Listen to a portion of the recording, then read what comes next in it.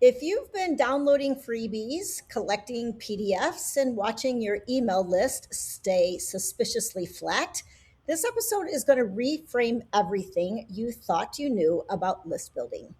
Today, I'm talking with email strategist Kylie Kelly about why the static lead magnet model is losing its grip and what's replacing it. Interactive experiences that actually get people to engage, build real trust, and convert subscribers into buyers. We're also digging into something a lot of business owners need to hear right now: how to grow your list without social media at all. If you're exhausted by the content treadmill or just looking for a smarter, more sustainable path to building an audience, this one is for you. Do you struggle to take everything you know, everything you've built, and turn it into an offer ecosystem that people actually understand and want to buy?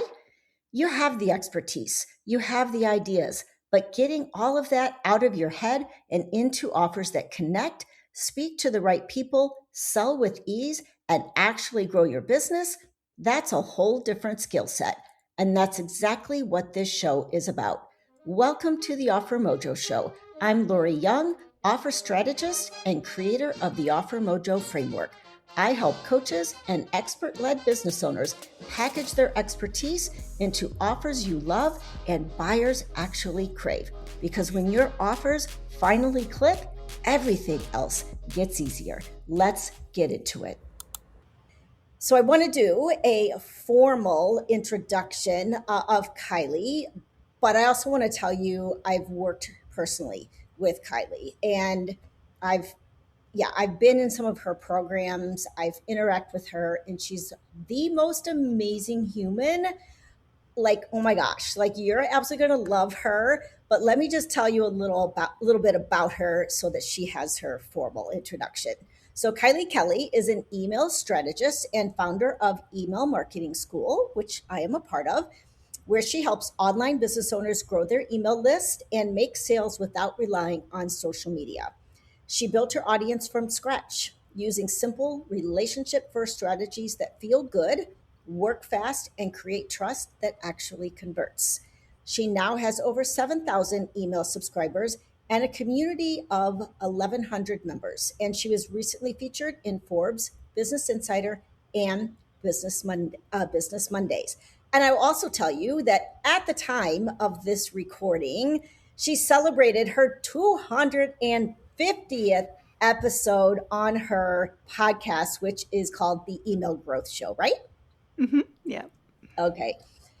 All right. So, what I want to start with, because this is why I got connected with you in the first place, is because I was so intrigued by your positioning of building an email list without social media. Because I was like, how can I get off of social media? So let's start with just that moment where you decided, okay, I'm done with social media. This is not the way I want to grow my audience. This is not the way I want to grow my email list. What was going on for you? What happened, and what you do next? Yes, I love this. And thank you for that incredible introduction. Oh my Yeah. goodness. So for me, it came out of a place of exhaustion, Mhm. of desperation. I was doing all the things. I pivoted. I used to be a wedding photographer before I had my online business. And so I'm a perfectionist. You know, the visuals are really important to me. And Mhm. so I was doing all the things, but I was getting nowhere with social media. And I had this real, like, I don't know, like come to Jesus moment where I sat down and I looked at the data and was like, okay, I'm putting in all of this time. What am I getting from it? And I Mhm. was checking out like the website link clicks and like all the things. And I was like, oh, nothing. Nothing's coming from it. Okay. So it's almost kind of like the, what's that saying? I'm doing the same thing over and over and expecting different results is the Mhm. definition of insanity. It was Yeah. like that. I kept trying, but nothing was happening. So that kind of led me down that path of like, surely there's a smarter way to grow my business. What else can I do? Mhm. Which is then when I started like leaning into the relationship based stuff that I'm sure we can talk about. Yeah. So, what year was that? That was in the start of 2022. So not that long ago. Okay. Mm. I want the audience to hear that because if Kylie was feeling that at the start of 2022, which you say that was not that long ago, but in this business climate, it's a really, really long time ago. Mm, And so much, I think, has changed in social media since then. mm, Um, I think it's even harder. I'm on social media. So I know the exhaustion. I know the low reach. I know that it's not converting to clients for me. Okay, I'm not mm, saying that there are not people out there that aren't getting clients from social media. They probably are, and they're working the DMs like really hard. And it's just not something I have a lot of time for, honestly. mm. Yeah. And I think So, that's the point, Laurie, though, as well. It's like, what do you enjoy? So, like, there are people out there that love it, right? That like love making reels and love showing up that way. mhm, And if you love it, if it lights you up, you're probably going to get better results from it because you're enjoying it. You've got good energy about it, right? Like, it'd still be yeah, hard, but like, you've got more of a chance of making it work. Whereas for me, it felt like hard work. It felt like hard yes. work, and I wasn't enjoying it. So, Yeah, yeah. the funny thing is for me, I love social media from a personal standpoint. Hmm. Like I love, yeah, capturing stories and capturing photos and capturing memories, and like Facebook is probably like my biggest platform for that, and Instagram, and I get like huge engagement on my personal social media. But when it comes to business, I just feel like it's so, I don't know, like just so performative, so competitive, so Mm. like it's just drudgery. Uh, Mm. and so I've lost the enjoyment of it, which is like, Mm. like my spouse will say, did you see what I sent you on Instagram?" It's like, I haven't even been on Instagram. Like I'm just not into it like I used to be. Yeah. Um, Tell me, so you mentioned relationship marketing, and Mhm. I think this is going to be a new thing. This is certainly something I've leaned into probably starting at the beginning of 2025. Yeah, 2025. So about 18 months ago. Mhm. What are you doing differently? If you're not doing social media, what are you doing for list growth? Yeah, I love that. Leads growth. So yeah, when we think about the, I guess, looking from a high level with the strategy, it's all about growing your email list, right? So it's all about growing something that we own. That was a Mhm. big motivator for me because I was like, I don't want someone to be able to take this away. I want to be in control of it. Like I'm definitely a control freak over here. So what can I control? I can control my email list. Uh-huh. So it all leads back to the email list. So I think that's really important to ground the conversation because we don't want to just be making friends and doing the relationship stuff if it's not leading anywhere. So it always Sure. leads back to email.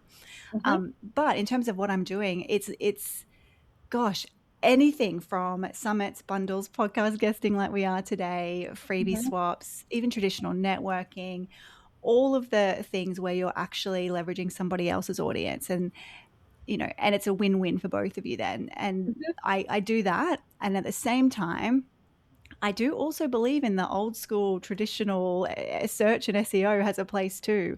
So what Okay. I actually teach my clients is one from each side. So if you imagine it like a capital V, I call it my V2 framework.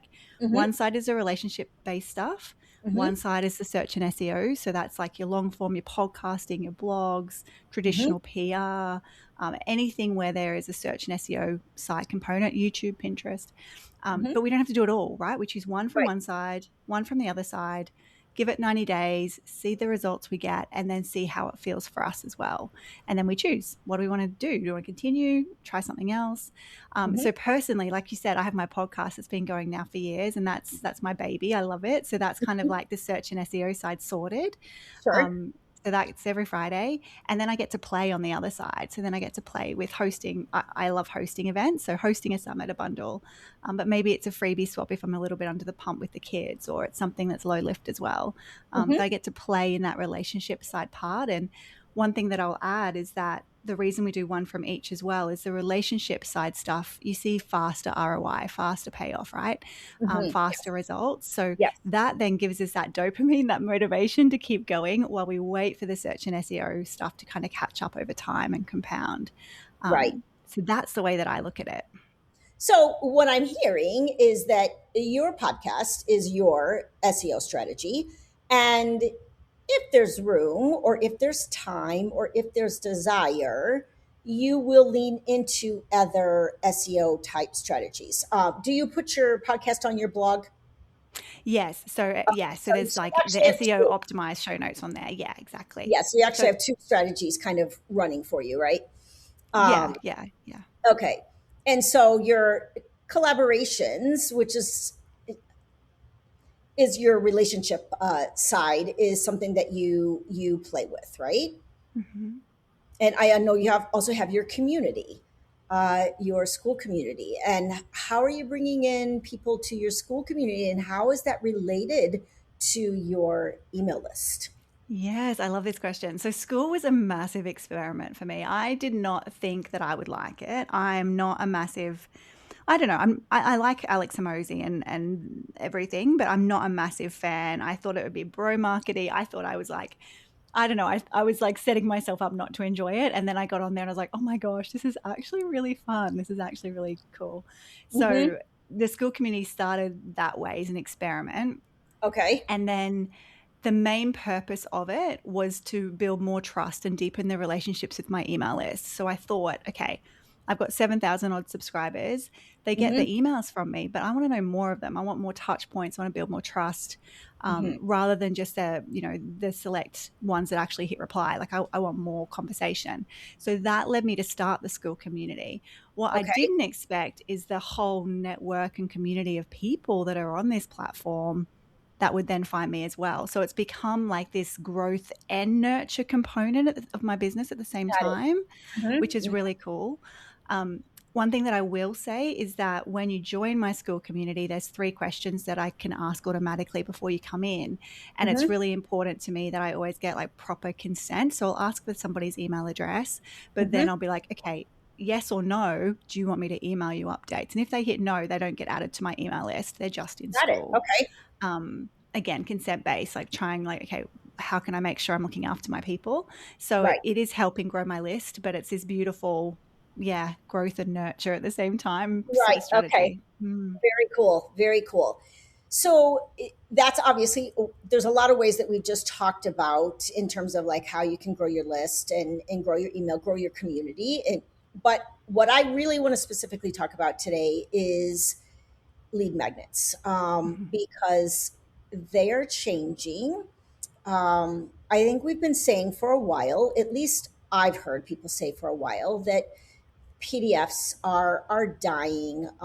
That just the traditional lead magnet that used to convert for people, that used to be interesting for people, that knowledge based lead magnet is just going away because Mhm. everyone's going on AI. And let me just ask my questions. Let me just get the information that I need. I don't need to download something from an expert. Mhm. When have you started seeing this shift? So honestly, this shift has been happening for a while. So I actually even started teaching my clients, like, don't even worry about making the lead magnet that great. Like, let's just make the opt-in page and the subject brilliant. Get them on your list so we can start to build trust, because half the people won't even bloody open the PDF. Like it's been that way for quite some time. Right. I think now the beauty with what we're going to talk about today with these interactive lead magnets is actually we get to create an experience that starts building the trust way earlier than us sending the emails. Yes. But yeah, I've seen that for a while. Like the whole lead magnets have been on their way declining. People actually accessing that, because you're right, information now is everywhere, even more so than it Right. ever has been. Right. Right. I'm even using AI like Google now. Like you don't even need to Google anything. It's just I know. crazy. Yeah, it is crazy. I know. I built my first interactive lead magnet probably, oh my gosh, like maybe about a year or so ago. Hmm. It was a custom GPT, and I have another friend in the business world who said, you need to just like you need to turn your stuff into like AI tools, and I'm like, what? Like I had like some back end like AI tools, and I'm thinking, ooh, gosh, like turn my work into like public facing, like that means it has to be really good, right? um, and I was scared at the time, but I took my first one that I created was the AI powered offer confidence toolkit, and it came with the PDF checklist just in case people wanted it and didn't want to go on AI. But then it became, and then it was the AI tool, and Mhm. that has been by far the most popular lead magnet I have ever had in 10 years of business. Mm, mm. Crazy, like to me, it's like it's just crazy. Like, do you remember the first interactive like lead magnet that you built? Yeah, so mine was the same. So I have like a suite of custom GPTs that I actually created for my old membership. So probably 2 years ago, I had a different membership back then. I had about Mm, 250 members, and I was again repeating the same kind of strategy advice about the V framework, about things you can try like over and over again. So I was like, oh, I'll make a custom GPT. Had no idea what I was doing, but right. create something for them with my knowledge. They could just, I'd be asleep in Australia, they're up in the US, and they could play around with the custom GPT, and that was amazing. But then I was like, oh, actually, this is a great introduction into my expertise in my world. So then I made it public. Her name's Mm, Strategic Planner Sally. She went gangbusters. Like, yeah, I'm like you, like the best lead magnet I've ever had. I would have had over 1,000 downloads of her easily, organically, just through my website and traffic. Like that's without paid ads or anything. But again, because she can then give that experience, not only are they being added to my list, but I saw people then joining the membership or reaching out for business audits or actually reaching out to work with me, which I must say has never happened on the back end of a lead magnet before. Normally, they're then on my list for a little while and I build that relationship before they're ready to work with me. So it just fast tracked that so quickly. yeah. So let's break down just a little bit. Mhm. People are hearing, custom GPTs or interactive experiences. Let's like explain like in full. I think what that looks like, because some people may have them already, some people may not. There's going to be even some people that are just even dabbling with AI right now. Mhm. And maybe interactive lead magnets or interactive experiences is not just AI. How do you describe interactive lead magnets?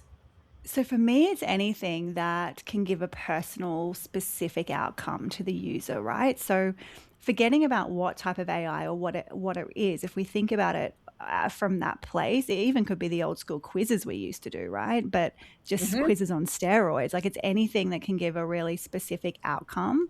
Hmm. Um, I think now with AI, you just get to do it quicker and faster. And I think speed is kind of winning now. So we just get to do that faster. But if you think about it, like these interactive experiences, lead magnets have been around since the quizzes, the scorecards, those types of lead magnets. But yeah, I kind of see it as like, okay, anywhere where they're putting in their specific problem information, whatever it might be, and getting a really personalized outcome out of this tool.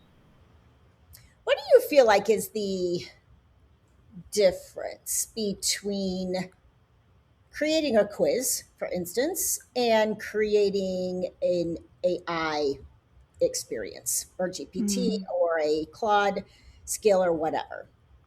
I I just recently think. had a client, for Mm, instance, that was going back and forth between mhm. should I create a custom GPT or should I create a type form quiz?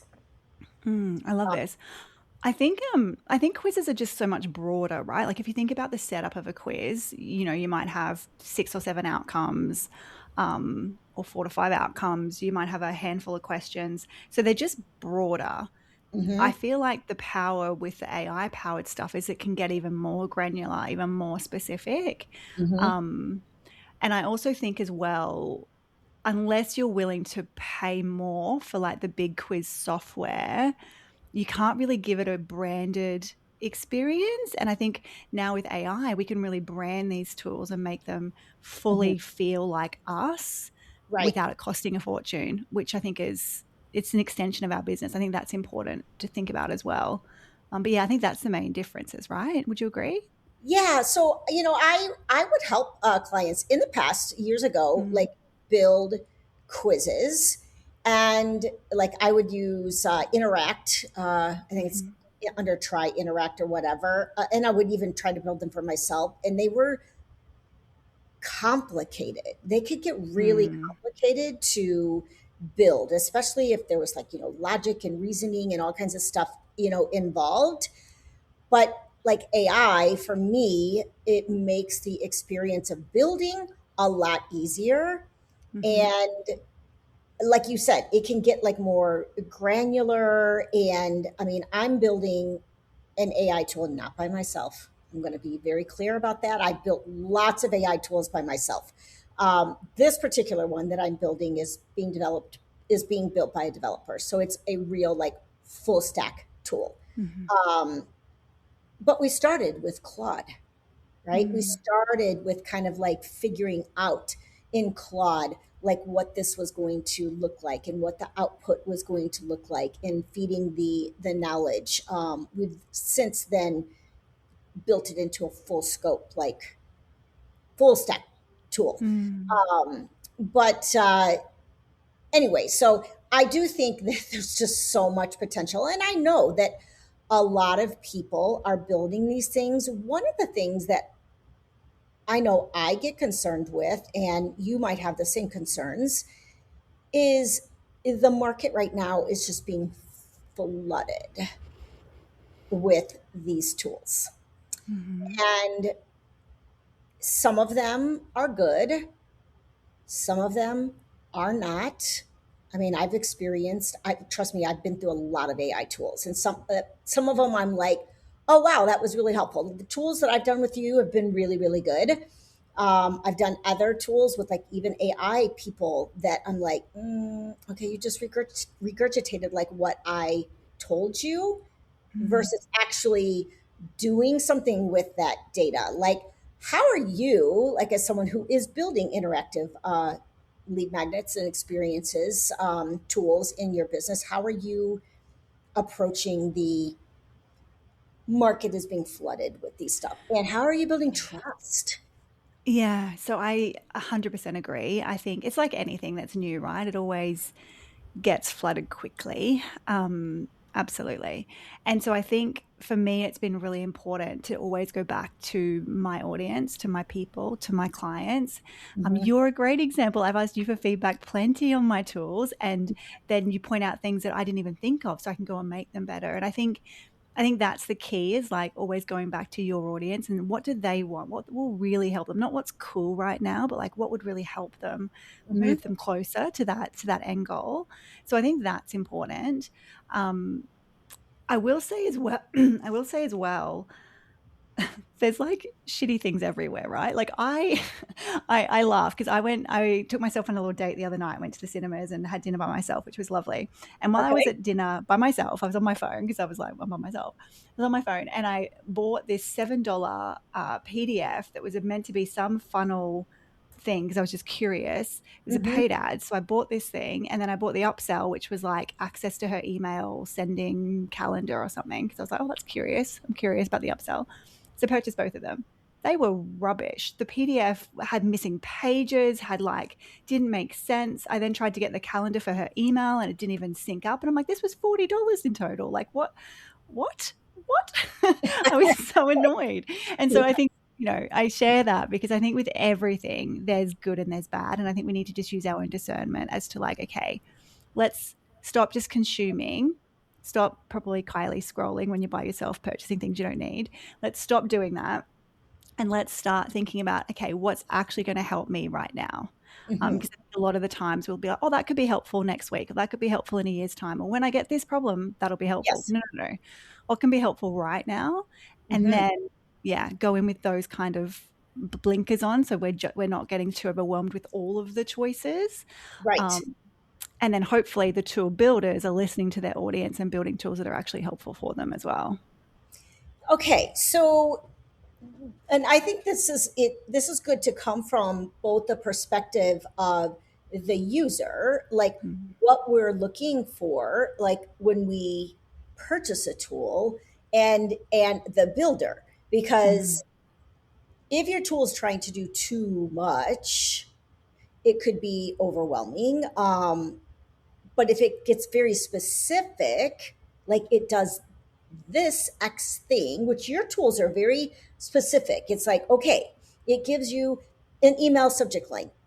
Mm. Okay, fantastic. I feed it my email, and out pops some, subject lines that I can consider. It just keeps my brain from like going, okay, just wrote the email. Now what should I use as a subject line? And it's also kind of just fun to, Mm. to Mm. be honest with you. I get like, I get that tool shiny object syndrome as well. But we do have to think about the user and what do they need. And this, it kind of goes back to like offer strategy too. Like, Mm. is what we're building aligned with the rest of our offers? Is what we're building solving a very specific problem that our audience is having? Um, Mm.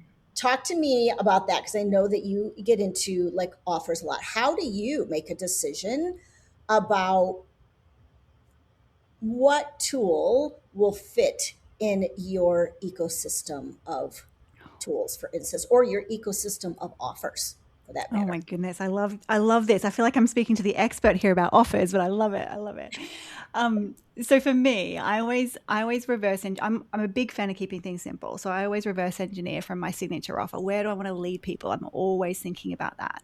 Mhm, So for example, if we're doing a lead magnet tool, like we were mhm, talking about, an interactive tool for the lead magnet, where is it leading people? What's that journey like? And mapping that out first. mhm. Um, Always doing that. I will say the exception is in my school community. I love creating tools. I got a little bit like crazy happy creating tools because I get to be creative, right? So Right. I was like, okay, instead of like completely flooding my office suite and my business with these tools, I'm just going to flood my school community with all these things I'm building and they can have them. Like, so I Okay. created like a treasure chest for all the tools that are in my I love school that. community, right? So again, I think a lot of times, especially if we are creative or we like to create new things, Mhm, if people are into human design that are listening, if you're a manifesting generator like I am, or like you just like creating, I feel mhm. like we are very much prone to creating the new things without any notice and then just filling our office suite or our business up with these things and not giving our Yes. audience any kind of runway that it's coming and like just doing all of this. And Yes. it's then a lot, right? It's a lot of noise. So instead, what I've chosen to do is direct that to my school community members instead, and they get that excitement, and I get to Yeah. pick out the pieces that actually make sense for my offer. Yeah, I love that because, yes, if anyone listens to me, they know that I'm not a fan of just building random offers that don't make sense in your ecosystem, that have nothing to do with the, primary transformation and problem that you solve. Like, yeah, like even me, like when I'm building, and I'm exactly like you, and I'm not a manifesting generator. I'm just an offer nerd, and I love to create I offers. love that. So it's like I've built so many offers over my business career. But in my own ecosystem right now, I'm very careful. Like, okay, no, Mhm. that offer has to go. I'm burning that offer down because I want to bring this one in. And I think this one makes more sense to lead into this offer. Or there's a strategic reason, like the offer X-ray that I'm building right now. It's strategically designed to take me out of the equation of auditing offers.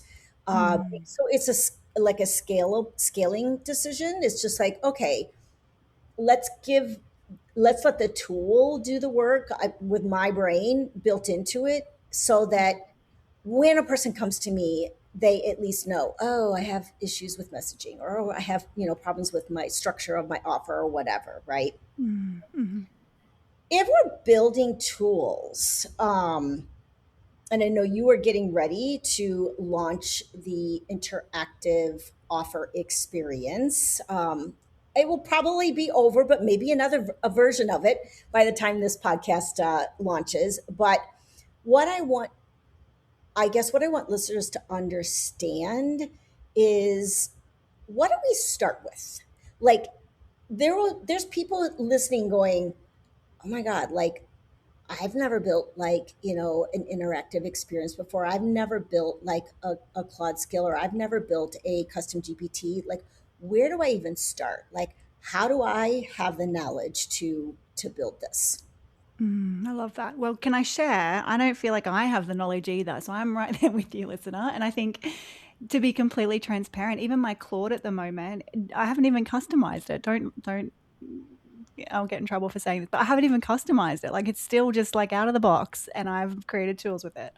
But I think more than anything, to answer your question, it's more about coming back to your own expertise. So my favorite thing to do is have a think about what you might want to create, or what that lead magnet might be. And we're going to do this in the intensive, but think about what the lead magnet might be. Open up your Loom, brain dump all of the things that you know about that topic. What would you teach someone? What frameworks do you have? What examples have you had? Anything that comes to mind, just like brain dump it down in Loom. Loom's my favorite because you can just grab the transcript. Mm-hmm. I then still use ChatGPT. So chat's been with me for years. So I'll go into my chat and I will put the transcript in there and be like, give me some ideas. Give me some ideas of lead magnets, of interactive things I could do. What could I build? Mm-hmm. This is the topic. This is what I want to teach them. Give me some ideas. And Yep. I like to do that back and forth with ChatGPT because I found with Claude, I run out of tokens really quickly if I chat too much with Claude. So I'll Okay. chat with ChatGPT. And then once I have a plan or an idea on what I want to build, I'll then take that into Claude to actually build an artifact, which is Mm-hmm. just a fancy word for like the tool. What I'm really excited though, Laurie, and I'm keen to get your opinion on is Mm-hmm. in this experience, the thing that's been worrying me the most is that if people leave artifacts on Claude and just share them, they can then be customized by somebody else really easily. And that scares me because if that's somebody's IP, right? It's kind of a scary thing to be putting out publicly that then can just be taken. So, Yes. what I think is really important is then getting that artifact, getting that tool, hosting it somewhere else, which can be your website, embedded onto your website, but Yes. hosting it somewhere else so that it's still safe, because I think that's a big concern, Oh, at least for me at the moment. 100%. I have the Offer Mojo Squad, which is more than just a tool. It is a suite of tools that like covers my entire like Offer Mojo framework, right? And it's Mhm. built on ChatGPT right now. And I also use that Offer Mojo Squad to help power the delivery of some of my one on one offers, right? With my own Mhm. strategist brain. But what I noticed is I transferred the Offer Mojo Squad over to Claude. And I thought, wow, I feel like I'm getting better results. Maybe I'm not. I haven't been on chat in a while running the squad, so I'm running it on Claude. Um, Part of it is that I'm a strategist, and so what I put into it directly affects. Can upload call transcripts, all kinds of stuff, right? Mhm. But I got curious, and I was my AI consultant. His name is Sangeet, and I was like, I just want to move my lead magnet. Like, I want to move my lead magnet um, over to Claude. And, I said, how do we do that? Is it through an artifact? What do we do? And, he researched it, of course. And sure enough, like, if I were to, move it over and share it as an artifact, people can download the entire back end of that Mhm. lead magnet, which was concerning to me. I was like, no, like, yeah, no, I'm not going to do that. So, Mhm. my lead magnet still lives on ChatGPT. I don't know much. I know that you are doing something with like GitHub, is it? Yeah. GitHub, it's not the most user friendly. Once you know what you're doing, it's fine. But I will say, like looking at it from a non-developer brain, like, I didn't know what I was looking at half the time. So, Right, right. but things like this, like it's free, it's not costing anything, and once you know the process to put things up there, it's really quite easy.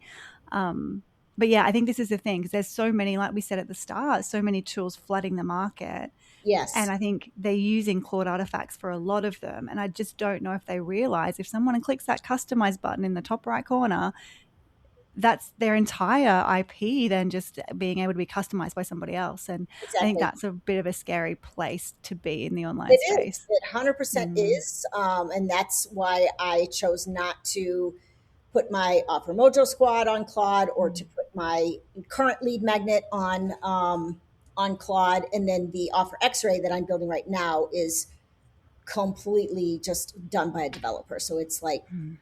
hosted someplace else. I don't even honestly couldn't even tell you what he's doing. That's other good. Yeah. than like creating like an amazing tool that I'm really loving. But Yeah, I love it's that. it's so protected. It's so like Mm. locked down. So I Mm. do want the people who are listening that are into AI and that have started building these types of things. It is important information because there are AI consultants out there that have memberships and everything that are telling their clients to build on Claude as artifacts, and it's not protected. So I Mm. think it's important for people to know that. Yeah, Um, absolutely. yeah. So let's say now we've decided, let's circle it all kind of back to the beginning. We've now decided, okay, I'm going to build that interactive lead magnet, or maybe even that interactive, like low ticket offer. Hmm. And we've decided what it's going to be, and we've built it, but it doesn't do any good if it just like sits on our website or it's just a link out there in the world. How do we build an audience for this? How do we spread the word that Mm. this is available and actually use it to build an audience and to build a community, I love to that build question. subscribers? I love that question. And I think obviously make sure it's behind an opt in and get everything ready to go. Sure. But my first point of call, again, it does depend on the niche and the kind of business that you have. But Mhm. I would just be doing the basic things first. I would be putting it at 4 places on your homepage. I would be putting it in your email signature. I would be putting on any, like, even if you're not on social, put it in your links in your social, whatever. Do all of that, but then start to think about, okay, who do I have in my audience right now, in my network right now, that would be interested in this, right? So reach out, half a dozen old clients, half a dozen friends, family, anyone that you podcast guests, anyone that you have done any kind of business or experience, or anyone in your network that Mhm. I would give it to them first and get some social proof, get some testimonials, get some Mhm. things about it, because that's really, really powerful. Right. Do that, and then start to think about, okay, so where can I share this thing? So you can, of course, like, once you have an email list, so if you have a couple hundred people on your email list, Mhm. beautiful, because then you can leverage more things. You can do freebie swaps, you can do more strategies, because you actually have an asset to leverage. Mhm. If you're getting started, there's still things like bundles and giveaways, and there's online spaces, there's communities where you can share your lead magnet. There's so much when we start to look that can start to spread the word for us. It's just a matter of kind of thinking about, what am I already a part of? Who am I already connected with? And Mhm. I would start there. Um, and then you'll be surprised, right? Once you start having conversations, once you start spreading the word, you'll be surprised. And I grew my list without any paid ads. Like, I've only started dabbling in paid ads this year. Up until then, it was all with just my time and energy. It was without any kind of cold traffic. So So are you um, running paid ads to like lead magnets? only mainly to the school groups. So I'm Okay. playing around with paid ads to the school groups, but um, yeah, I still don't know what I'm doing. They're still not really working. So yeah, I'm definitely not an expert on that It's front. so funny. I have been in business for almost 10 years. I have never run a single ad in my life. Like everything Mm, has been organic. And hmm. yeah, I've worked with clients who are running ads and they just scare me. So it's Yeah. like inspiring that you're actually diving into it. But I will say, I will add to kind of what Kylie is saying that, last year I participated in a lot of bundles and a lot of summits to grow my email list, and I would give away one of my GPTs that was part of the Offer Mojo squad. So depending upon the topic I was talking about, or depending upon what the like the bundle was about or whatever, I would pick one of my GPTs, and it's normally paid. They're usually sometimes they're looking for paid tools, and so I would just like uh, contribute that, and it worked really well, like Mhm. way better than mentioning it in my podcast or mentioning it in Mhm. social media, or it just, I find that organic, of just mentioning it here, mentioning it there, like super, super, like hard. Yeah. Oh, absolutely. I think anytime you can be, in a group of people that serve the same ideal client as you, and um, the main thing, and I just want to like a word of caution for our listeners with bundles and with like online collaborations, is you want to make sure that it's specific. You want to make sure that your ideal client would be attracted to it. So if the bundle or the event itself isn't specific, if let's say it's have the best year in 2026 or something super broad, put Right. in a really specific offer like you did, Laurie, like put in something really specific so you're Hmm. attracting the right people. But Yes. better yet is looking for those collaborations that are really quite niche and specific, because I mean, I've taught this now for 4 years, helping people grow to like from nothing to hundreds or thousands of subscribers. But the problem that a lot of my clients had at the very beginning is they would just get so excited and so like, I'll be in everything, Right. which is Yes. great, a great enthusiasm to have. But then you end up growing an email list full of people that might not be your ideal clients, which just dilutes everything. So it's better it'll still be faster than, like you said, the organic stuff, but make sure there's that intention behind it. Make sure you are attracting the right people to your list as well. Yeah. And for those of you who are listening and are interested in this whole like bundles conversation and swaps like this, there's actually a podcast episode that I did with Allison Hardy on exactly this topic. So you can go listen to that.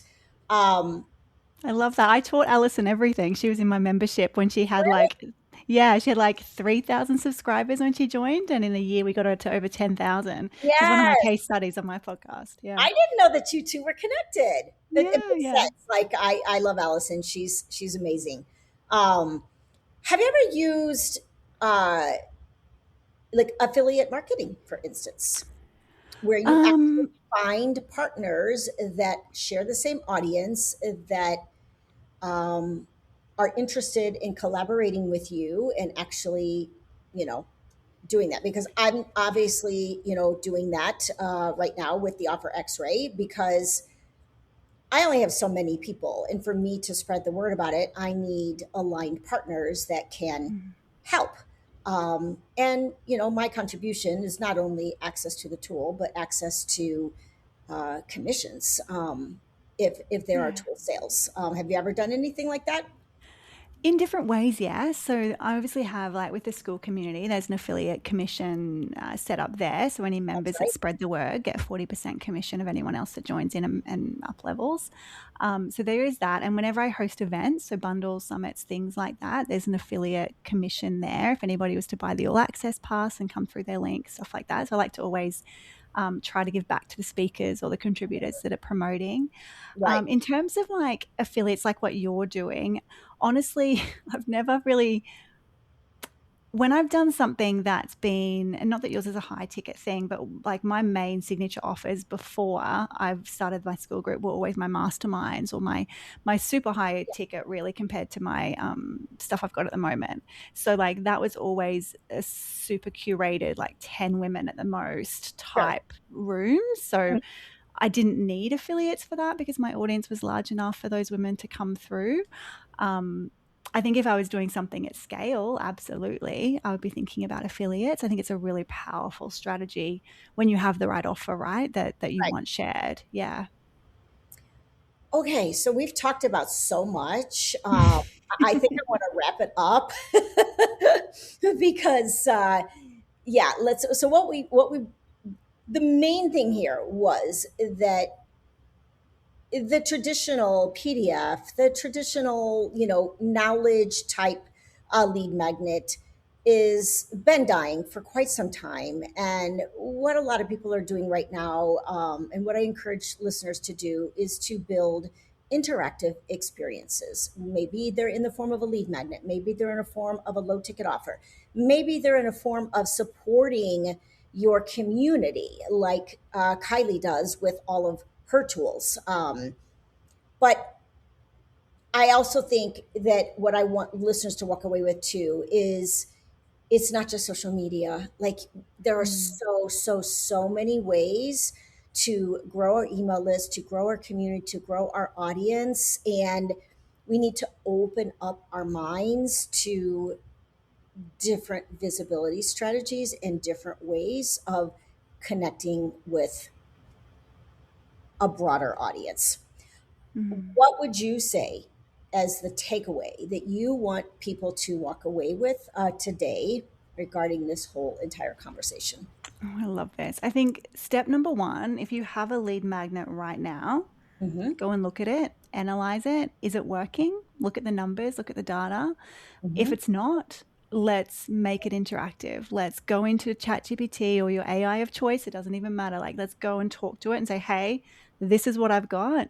Hmm. How can I make it interactive and give my audience an experience? And make that your first step. Make the first step being, okay, let's make this a bit sexier. Let's get this actually working, because Okay. it is the front door to everything, right? It is the first impression we make.